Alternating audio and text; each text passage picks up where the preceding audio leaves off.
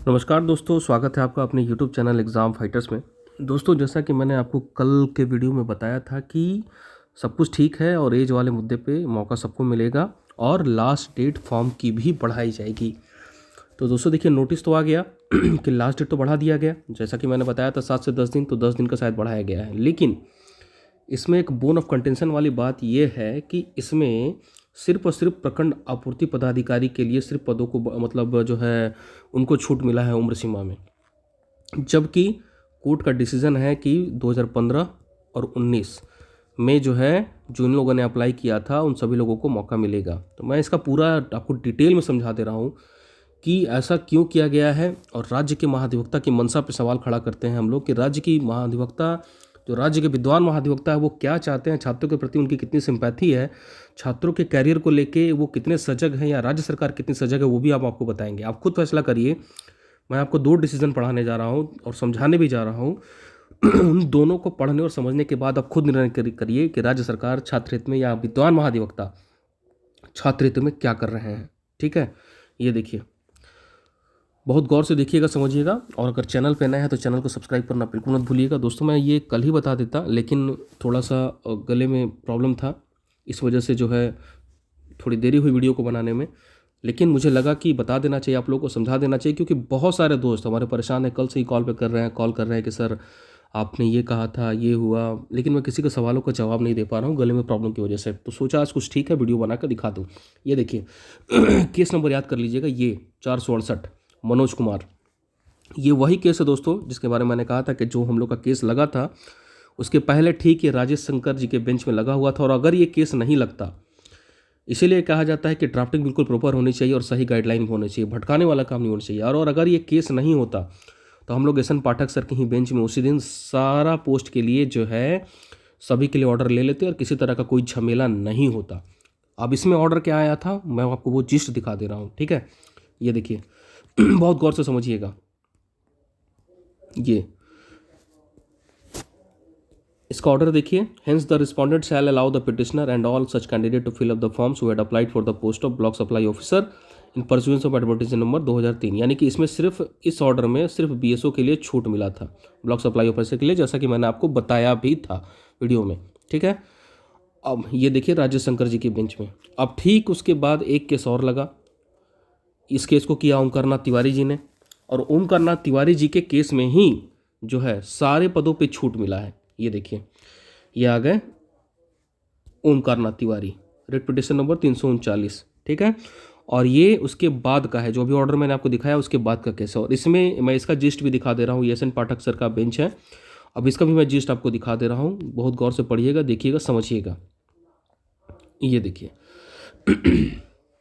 चलिए, मैं आपको इतना नहीं बता रहा हूँ, मैं आपको इतना बता दे रहा हूँ। देखिए, in view of the aforesaid order, इस ऑर्डर की बात कर रहे हैं। ये किस ऑर्डर की बात कर रहे हैं वो भी आपको बता दे रहा हूँ। देखिए, in view of the aforesaid order, इस ऑर्डर की बात कर रहे हैं 468, ये अभी जो मैंने आपको दिखाया, जिसमें सिर्फ बीएसओ के लिए दिया गया था। ठीक है, and last date for filling up the applicant from provision to advertisement number इतना shall be suitably extended for the present petitioner also and all for those candidate whose case are on similar footing and had applied pursuant to advertisement number 2019 and advertisement number 2015। ये देखिए, यहाँ पे 15 और 19 में जो लोग apply किए थे उन सभी को सभी पदों के लिए छूट एस.एन. पाठक की बेंच ने दे दिया था। और ये लेटेस्ट है, सबसे लेटेस्ट जजमेंट है। ठीक है, उसके बावजूद भी ये देखिए, यहाँ पर लिखा हुआ है the Jharkhand staff selection commission is directed to issue press communique in at least local news of wide circulation as well as it is official website with respect to the present interim arrangement made by this court. ठीक है, और the respondent are directed to file counter review within a period of 4 weeks. देखिए, ये सबसे latest order है कि 2019 और 2015 में जिन लोगों ने अप्लाई किया है वो सभी पदों के लिए एलिजिबल हैं। लेकिन उसके बावजूद भी हमारे सरकार के विद्वान महाधिवक्ता और हमारे मुख्यमंत्री जी ने सिर्फ इस ऑर्डर को ना मानते हुए, जो लेटेस्ट ऑर्डर है, सिर्फ और सिर्फ बीएसओ के लिए ही छूट दिया है। अब बताइए, ये तो कोर्ट का ऑर्डर है। कोर्ट के ऑर्डर से भी बढ़ के अगर कोई, मुझे लगता है कि अब शायद स्टूडेंट को आईसीजे में जाना होगा, इंटरनेशनल कोर्ट ऑफ जस्टिस में, हेग में जो है, वहाँ जाना पड़ेगा। तो ये स्थिति है दोस्तों अपने राज्य के और विद्वान महाधिवक्ता की, कि जिस हाई कोर्ट से छूट के बावजूद भी, जबकि यहाँ कोर्ट ने भी छूट दे दिया है, उसके बाद भी उनको समस्या हो रही है उम्र सीमा में सबके लिए छूट देने की। ये देखिए आपके सामने है सब कुछ, मैं आपको सामने सब कुछ दिखा रहा हूँ। बहुत सारे दोस्तों को ये टेक्निकलिटी नहीं समझ में आ रही होगी, लेकिन इस वीडियो को देखने के बाद आप समझ गए होंगे कि 2 ऑर्डर था, एक मनोज कुमार का और एक ओमकार तिवारी जी का। मनोज कुमार जी का पहले था और ओमकार तिवारी जी का बाद में था। और इस बाद वाले में जो सबसे लेटेस्ट है, इसमें जजमेंट में सभी पोस्टों के लिए छूट दिया गया है जो 15 और 19 में अप्लाई किए हैं। उसके बावजूद भी कोर्ट जो महाधिवक्ता है पहले वाले को मान रहे हैं, सिर्फ पहले वाले को, मनोज कुमार वाले को मान रहा है, और उसके अकॉर्डिंग सिर्फ बीएसओ को छूट दिया जा रहा है उम्र सीमा में।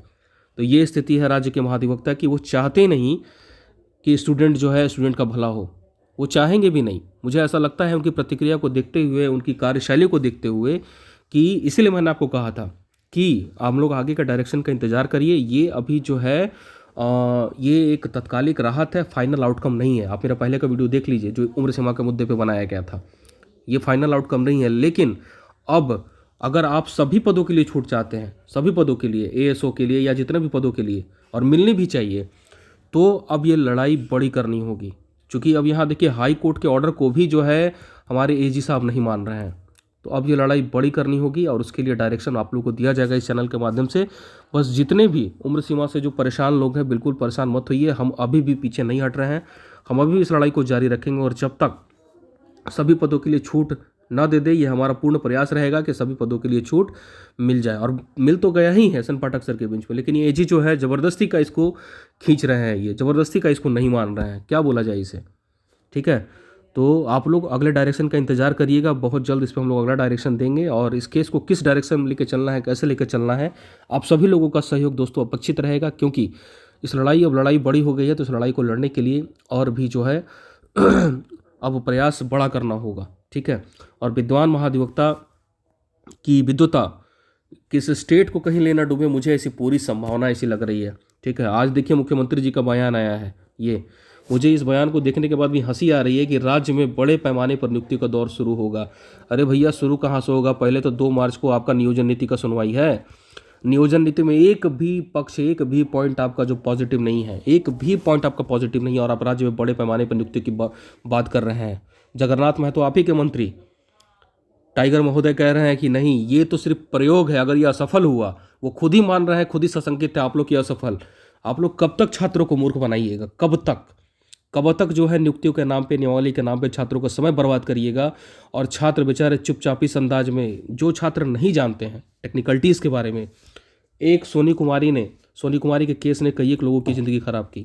तो यहाँ सोचिए, जब इस तरह का जब कंडीशन पहले राज्य में हो चुका है, तो वैसी नियमावली क्यों बनाई जा रही है जो आगे जाके विवादित हो, और आगे जाके जो है मामला इसका फंस सकता है किसी भी कंडीशन में, और फंसेगा ही, ना फंसने का सवाल ही नहीं है। तो ऐसी स्थिति राज्य में क्यों पैदा की गई, और इसके सलाहकार कौन है? ऑब्वियस सी बात है कि सब कुछ एजी के मंतव्य से होता है, हमारे विद्वान महाधिवक्ता। और हमारे विद्वान महाधिवक्ता इतने विद्वान हैं कि वो बना तो रहे हैं नियमावली, लेकिन उसको डिफेंड करने के लिए सुप्रीम कोर्ट से वकील मंगाया जा रहा है। तो यहीं पे आपको हमारे एजी साहब की विद्वता का पता चल जाना चाहिए। 30-30 लाख रुपए खर्च करके बुलाया जा रहा है वकील को, लेकिन सोनी कुमारी में अपने राज्य के छात्रों का नौकरी बचाने के लिए एक वकील तक नहीं उतारा जा रहा है। तो इससे आपको समझ में आना चाहिए कि एजी साहब की मंशा क्या है। मैं स्पष्ट तौर पे बोल रहा हूँ, सोचना चाहिए मंशा क्या है। आप भी समझिए कि आखिर कौन आपकी नियुक्ति को रोकने का प्रयास कर रहा है, इस तरह का क्यों आपके साथ जो है प्रपंच रचा जा रहा है ताकि आपकी नियुक्ति प्रक्रिया बाधित हो। आप भी समझने का प्रयास करिए, और आगे इस मुद्दों पे हम लोग बात करेंगे, बृहद रूप से बात करेंगे। लेकिन फिलहाल जो लोग एज सीमा से पीड़ित हैं, हमारे अगले डायरेक्शन का इंतजार करें, और जिनको फॉर्म भरने में समस्या आ रही है वो फॉर्म भर लें। समय बढ़ गया है, पद और अब कोई नया ऐड नहीं होगा। नया ऐड क्यों नहीं होगा वो हम आगे आपको बता देंगे, इसमें कोई बहुत बड़ी बात नहीं है, ठीक है, बहुत बड़ी कोई बात नहीं है। और आप लोग पढ़िए अच्छे से। फिलहाल आपके सामने उपाय है सिर्फ और सिर्फ पढ़ना, और आप कुछ कर भी नहीं सकते, क्योंकि आप सिस्टम का पार्ट नहीं है, तो आप नियम नहीं बना सकते। आप सिर्फ मोहरे की तरह नाच सकते हैं, आपको सिर्फ खिलौने की तरह सिर्फ नचाया जा सकता है, खिलाया जा सकता है। सच्चाई यही है दोस्तों। अभी आप पढ़िए, और जो लोग उम्र सीमा से बाधित हैं, हमारे अगले डायरेक्शन का इंतजार करिए, हम लोग इस पर क्या करने वाले हैं। धन्यवाद।